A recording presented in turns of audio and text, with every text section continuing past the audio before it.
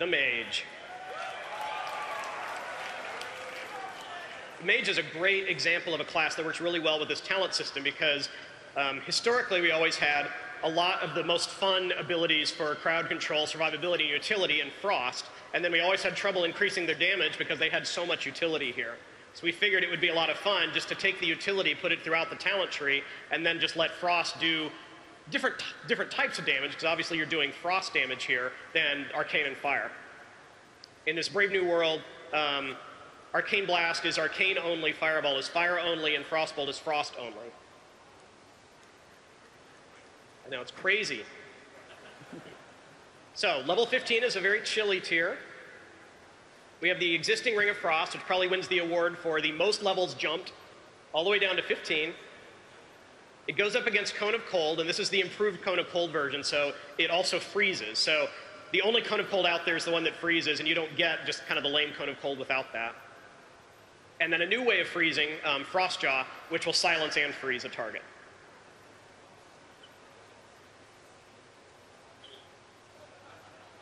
Okay. I was mentioning with the Warlock, we kind of like the feel of the Mage to be like the Warlock. We kind of like the feel of the Mage to be like slippery and glass cannony, where we want to try to shift the Warlock back to being a little more tanky as a caster. So these are all abilities that kind of help mages survive and get away. Greater invisibility is an upgrade to invisibility. It doesn't, in this case, it doesn't really replace invisibility. It just makes your invisibility more powerful. But the key here is it removes the 2 dots. The existing Cauterize that only Fire had access to before, and then Cold Snap finishing the cooldown on some of your most powerful escape and control mechanisms.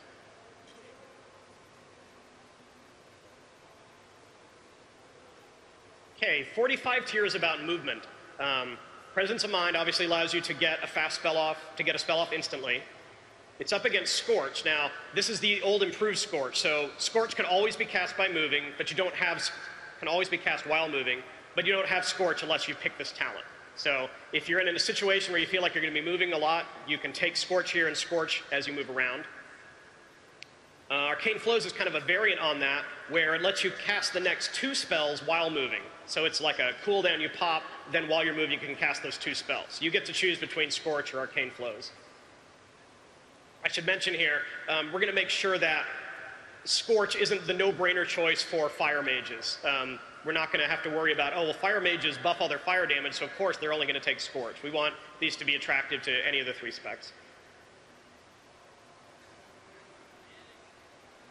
Okay. Level 60 is another kind of escape and control level. We have the Mana Shield here, but it has Enchantress Absorption baked in, so when the shield is destroyed, it does a knockback. Up against Blazing Speed, which lets you move faster a short period of time, and then Ice Barrier.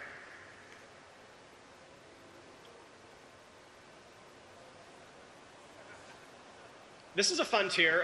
Polymorph's a signature mage spell, and as we've done with some of the other classes, we wanted to do something that was all focused on that spell.